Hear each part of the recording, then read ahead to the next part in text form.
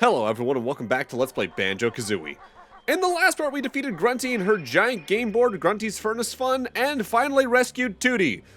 But we kinda forgot to deal with Grunty herself, so we're back in her lair to take care of the rest of the game. Oops. So right here when we reach the top floor of Grunty's lair, there's pretty much immediately a cauldron that leads back into Grunty's Furnace Fun, which is, I think in terms of pure distance, the least useful cauldron in the game. Honestly, they probably should have just placed a cauldron that leads to Furnace Fun elsewhere earlier in that area, just to make things go a little bit more smoothly. It's not over, stupid bear. See my picture over there? To fill it up is no mean feat.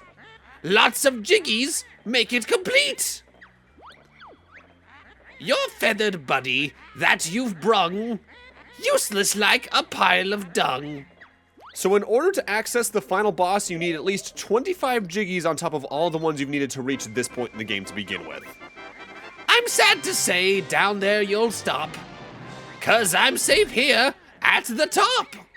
Just from the math alone, we've found all 100 jiggies in the game, but we still have 6 remaining after doing all the puzzles. That means in order to access the final boss, you do need to access all 9 worlds, and ultimately get 94 of the 100 jiggies just to access the final boss.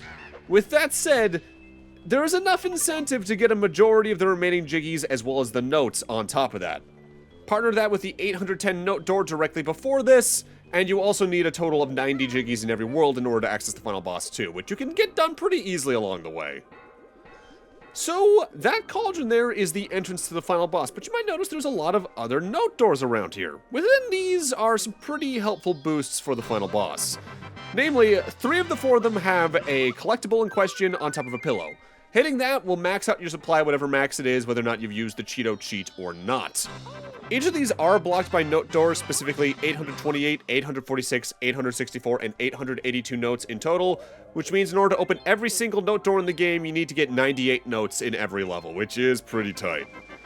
But within one of the doors is this painting, which costs 4 jiggies to fill, and doing so turns our health red. That means every single one of those health pips is now worth 2 health points. So by getting 98% of the game done, you pretty much get all the notable bonuses. There is notably still one other thing we'll get for getting all 100 jiggies, but in a modern context, especially with the plans for Stop-N-Swop having to be stopped by the time Banjo-Kazooie released, it's more for bragging rights than anything at that point. Ugh, what a disgusting smell. Oh, visitors for Dingpot. I like visitors. It's a wonder you get any sewer breath. What does strange birdie thing mean? Oh, she said that we're looking for Gruntilda.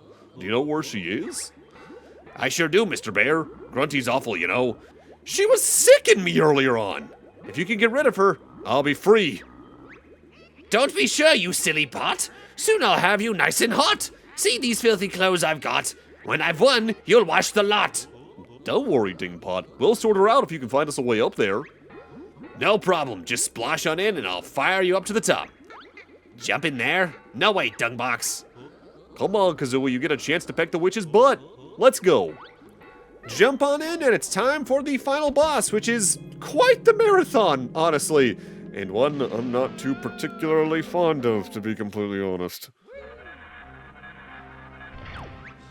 I can't believe that furry pair got up right here. It's so unfair. But now the stupid bear must fight. This battle tests your skill and might. Starting off here in Phase 1, Gruntilda's largely going to fly to his side and then try to charge into you with her broomstick a few times in a row. The further into this phase we get, the more passes she's going to do. When you inevitably hear engine sounds like that, you can get over to her and do damage to her to move her on her HP bar. A glancing blow, nothing more. Now I'll knock you through the floor. On top of the amount of passes she does increasing as you get through this phase, after you damage her, she'll always throw a fireball at you, which you can just dodge by running out of the way pretty easily. Worth noting, I take this one hit at a time here, but you can just get right next to her when her engine on the broom is stalling, and marathon 4 eggs into her really quickly to do all the damage you need to do for this phase. I tend not to do that, if only because I want to make sure I have my eggs for a later phase, especially if I didn't use the Cheeto cheat on that specific playthrough. And since I didn't here, I'm taking it a little bit on the safer side, just in case. One of my first issues with this fight, though, is the camera, because the low angle here does mean you can see her at a pretty good distance here, but it also means reading how far away she is from you, especially when you're trying to attack her, can be a little weird, but at the same time, it also feels inversely really generous with that. Magic spell of banjo homing. Get him now to stop his roaming. At the end of every phase, she throws a green projectile at you that homes in on you. This spot's proving rather rough. I'll have to move to make it tough. I think you can, like, backflip around the homing green shot and all that, but the easiest way to get rid of those anytime she uses them, just use a golden feather to use the Wonder Wing, and you'll get around it pretty easily. With that said, every time she uses a homing shot, she enters a new phase, and now we're in phase 2. That didn't hurt. I feel no pain. Grunty's ready to fight again. Phase 2, she's gonna move across the various sides of the tower here and throw fireballs at you. If you're quick, you can get onto the platform directly in front of her, though, and immediately fire 3 eggs to meet her at her destination and move her immediately over to the next side. This phase can either go really well or really badly for me, depending on how the accuracy is feeling on that given day, as the position in which eggs hit her actively does influence which direction she gets knocked back at. And that can lead to positions like this, where the camera's not exactly behaving the best when it comes to aiming so well, and I really just need to kind of flounder about. If I do this phase well, it's damn near flawless. If I mess it up, I'm here for, at times, it feels like 5-6 minutes on its own. This is a case where the camera and the accuracy on any release of this game definitely feels a little bit iffy. And not for nothing, I believe I mentioned this last time. For all my issues with Banjo-Tooie, I do think it actively has the better final boss, if only because the accuracy is a little better, even if the controls are a little awkward to get used to, especially if you're not used to playing a first-person shooter on the N64. More on what I mean about that whenever I reach Banjo-Tooie, and God knows how long. I will do it, but I'm not doing that for several years at minimum, because I dread a revisit of that game anytime I think about it, if that's not entirely obvious at this point. Now I'm off into the air, leaving Banjo stuck way down there. Quick, use this fly pad to get up there and teach her a lesson! Phase 3 becomes an aerial battle, where we're going to be chasing her around mid-flight and trying to beak bomb into her to do damage. This is perhaps the worst case scenario for the beak bomb in terms of the accuracy. Like I mentioned all the way when we first got this, hitting a moving target with this is a nightmare. If you miss her, you're either going to be over a bottomless pit, in which case I hope you have enough feathers to get back to the main platform, or you're going to land on the platform itself, probably doing damage to yourself. I dislike the feel of the beak bomb immensely for this exact reason. See me swoop and watch me dive. You've not long left to stay alive. I think easily my least favorite part about this fight, though, is that it's one of those very punishing ones where there's no checkpoint, so if you get all the way to the final hit and die, you gotta do the entire thing over again. And given this is at minimum like a 6, 7, 8 minute affair, discounting misses like that, yeah, I do not like this final boss. I never have. I see what people like about it. I've just never really clicked with it. Maybe if I had played this game a lot younger, I'd be a lot more used to it, but as it is now, playing it as I first did back when I was like a mid to late teenager, I've never really been attached to the end game of this at all, even though I like some of the end game level ideas. Honestly, though, I feel like that's a pretty common thing with a lot of 3D games, especially through like the PS2 generation, where they can have either very stellar starts and middles, but the end kind of flounders about as they maybe ran out of ideas or budget constraints came more into play and all that jazz. The amount of 3D platformers with good feeling endings until like 2004 are pretty low in number. I may be old and rather wide, but underneath this spell I'll hide. So now she has an invulnerable shield that we cannot do anything about, but she is going to stay towards the middle of the arena in midair and just pellets you with fireballs. And I believe occasionally there's also a green homing fireball you need to worry about as well. Our new friends are in trouble. We Jinjos will help you. I hit those Jinjos really well, but must have used a lousy spell. So what we need to do for this phase is get in front of one of these Jinjo statues and shoot eggs in it to free a Jinjo. They will then immediately fly into Grunty to do damage to her shield. Do this 4 times and we'll move on to the next phase. Oh, those nasty pointy beaks are causing swelling in my cheeks. I hope you mean on your face, because I feel like if the other thing's swelling, you need to consult the doctor immediately. With that said, the animation of the Jinjos flying does actively happen in gameplay after the first one, and that actively opens up the opportunity to do the other Jinjos on the row pretty easily due to her stun animation. With that said, now we're about to move on to what's far and away the worst feeling phase to me. I've especially never liked the way this fight feels in its exact ending. The final phase is weirdly precise feeling. Ugh, you've winded me all around. To catch my breath, I'm on the ground. So in phase 5, she never moves from that spot, but that also means she has all her focus on you and will throw a constant supply of fireballs at you. She's also notably a bit of a tease with her aim, where sometimes she'll lead her shots and other times she'll aim directly at you, you just need to react. She'll always end a volley with the green shot you need to Wonder Wing through as well, so keep that in mind. I am the mighty Jinjo-nator. Activate me. That's no good, you stupid jerk! The Jinjo statue will not work! And now we have the Jinjo-nator statue here to feed eggs to. Grunty's aim is rather good. If you could run, I know you would. You need to feed each of the 4 holes across the Jinjo-nator statue eggs to finish off the boss fight. But at this point, her aggression just gets off the charts. I think you're meant to try and just dodge the fireballs until she throws the green one and Wonder Wing through that. But frankly, it's just never felt good to do that. This phase is just a whole mess of projectiles that are really hard to get around. I've had several playthroughs where I get through this fight with basically only like 1 or 2 hits of damage along the way, and then I die here because I'm trying to get the eggs in and the aiming's not feeling great and I'm getting pelted by shots from all angles. Notably, she can even hit you from behind the statue, which especially just feels kind of weird. Get them all in though, and your game is over.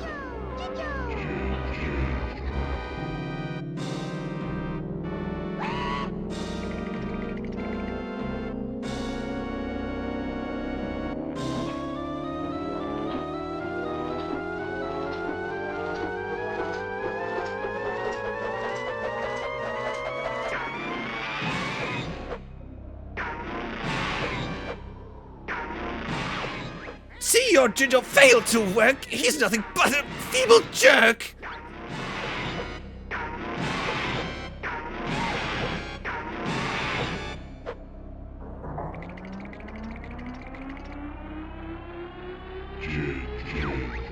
It's all over, I can tell, but Grunty's got just one large spell!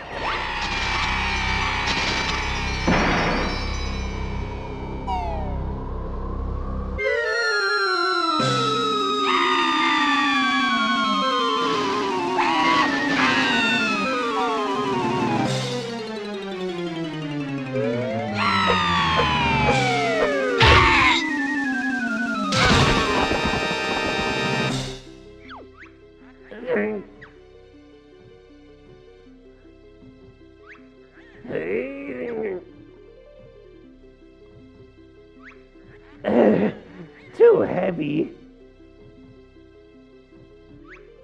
Grunty's fate this should not be. So hurry, Klungo, rescue me.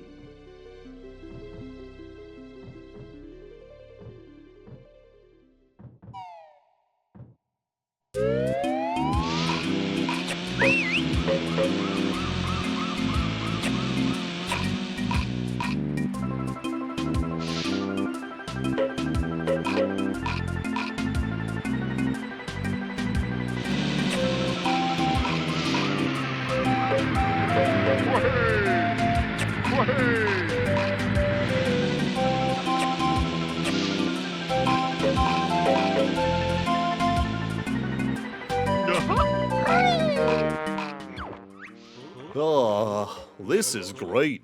Have we finished now, Tootie? Can I relax? Sure, Banjo. You and Kazooie are heroes now. Did you hear that, Shorty? I'm a hero. Yeah, I suppose you are. Well done, Kazooie. Thanks, Goggles. You're not so dumb after all. That's enough, Kazooie. Let's all watch the cast list now. And with that, now we're done with Banjo-Kazooie. I do appreciate a lot about this game, but similarly to what I mentioned back in Mario 64, my joy with the game largely lies in the early to mid-game, as the end-game levels, especially after Mad Monster Mansion, really just either feel like they kind of spike the difficulty too high too fast or get a little too large for my taste with how the game feels to begin with. But like I mentioned earlier in this LP, to compare it with Mario 64, especially considering that was a relative contemporary, I do prefer how the endgame of this feels tonally to the endgame of Mario 64, because as you approach Grunty's Furnace Fun and all that, the endgame does really feel like an endgame where you are ending an adventure rather than just here's some more levels and then suddenly the final boss. Unfortunately, I also am not a big fan of the final boss just because I think the amount of precision it requires compared to even the mid-game is just really kind of off-putting. Mind you, lives don't matter much at that point because the game over will just send you back to the entrance of Grunty's lair and you can try the final boss again from there, but I don't know. I feel like they could have toned that down a little bit. Now, let's talk about something that they never ended up implementing but was an idea at one point in development. Grunty threw that last green projectile at us at the ending cutscene there. That was actively going to lead into another gameplay loop element that they ended up not implementing. Apparently, the original idea was that spell was going to hit Banjo rather than missing like it does in the final game, and turn him into a frog. You'd then play as 2D, presumably alongside Kazooie so you could use all of her moves, and go around the world collecting the remaining Mumbo tokens. I'm not sure if you would have needed to get them all, or just enough of the 40 that remains after the 75 you need for all the Jiggies, but ultimately Mumbo would use them to transform Banjo back into his bear form.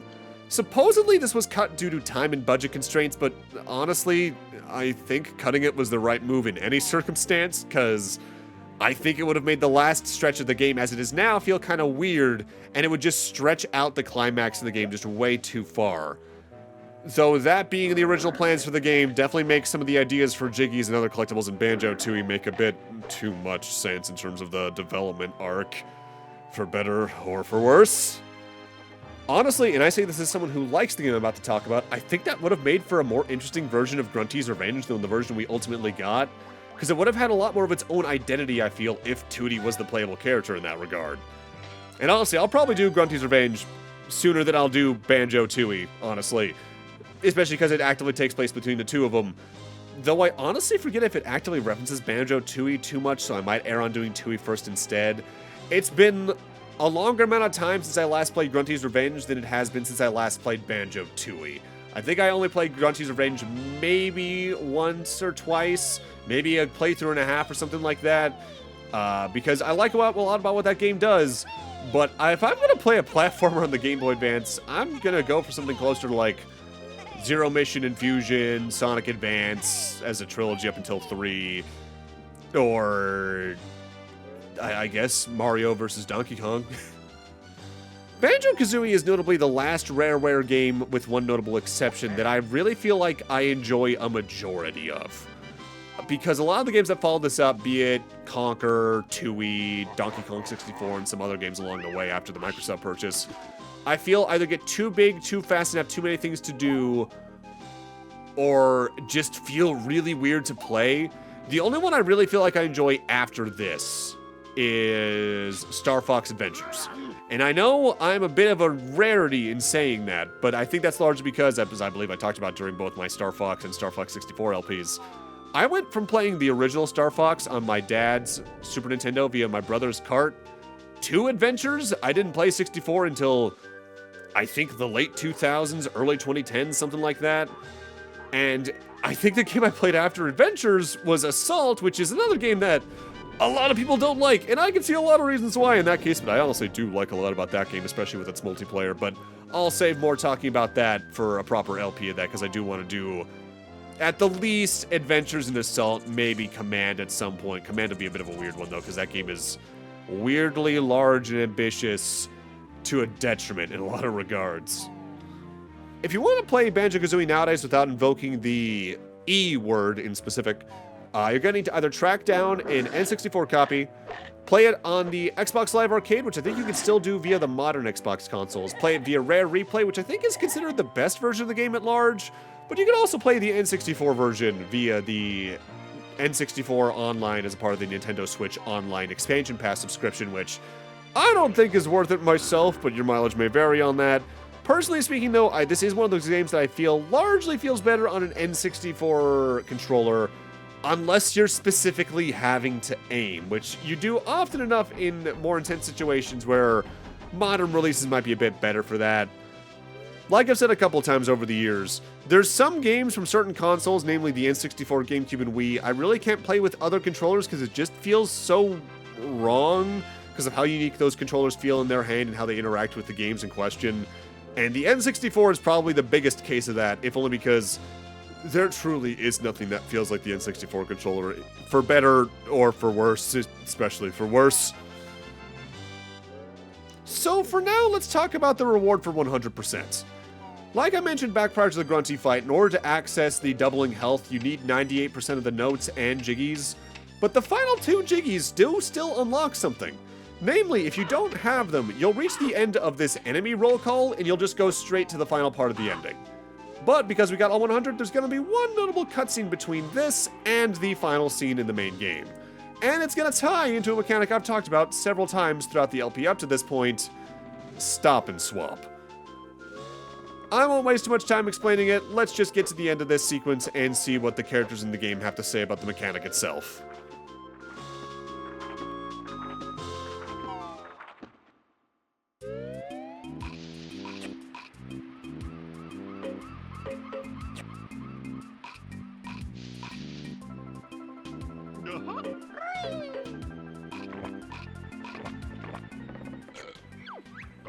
Hey, Mumbo got secret pictures. Nice one, Bone Brain. What's on them? Got pictures of things you missed. Secrets used in next game. Ooh, did you hear that, Kazooie? We're going to be in another game. Great. So let's see the pictures then, skirt boy. Did you get all 100 jigsaw pieces? We sure did, Mr. Mumbo. Yeah, so show us your secrets, Mask Midget. Pictures show things you missed. Secrets that are for new game, Banjo-Tooie. Banjo-Tooie, sounds great. Is it any good? Mumbo's jaw dropped in awe. Hey, why isn't it called Banjo-Kazooie Tooie? I'd better be in it too, short stuff. Banjo-Tooie make Banjo-Kazooie look like joke. Mumbo show you pictures of stuff can use in new game. Here, take look.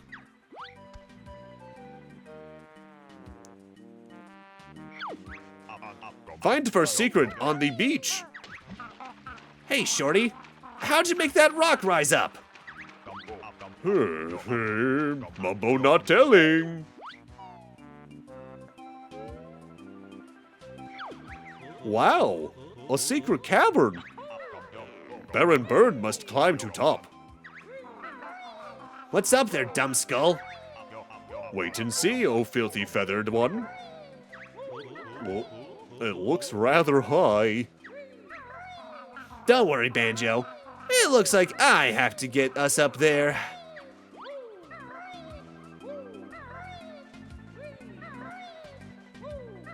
And like I mentioned earlier in the LP, at the top of the cavern in Shark Bait Rock, I think it's something like that, Shark Food Rock, is our first mystery egg. This is what it looks like if you actually use that sheet I mentioned earlier in the LP.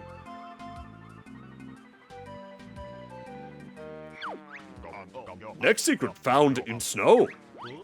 That's Waz's cave.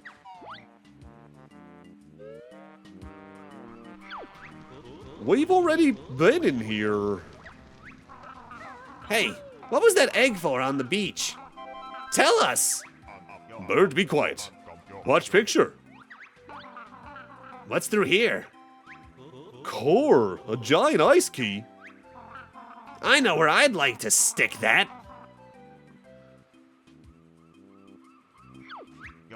Another secret can get in desert. Nice, Mumbo. Please tell us what the eggs and key are for. No. Bird route to Mumbo. Not tell. I wonder what's in here. Huh, it's only another egg. Wow, how do we get to those? Mumbo not telling. Find out in Banjo-Tooie. So from that, you can really see they really had plans for Stop-N-Swop. They just couldn't implement due to technical changes on the N64 as well as Nintendo saying, probably, maybe, don't. And honestly, it's probably for the better, like I mentioned earlier in the LP, because it is really weirdly specific and obscure. But at the same time, the ambition is pretty notable.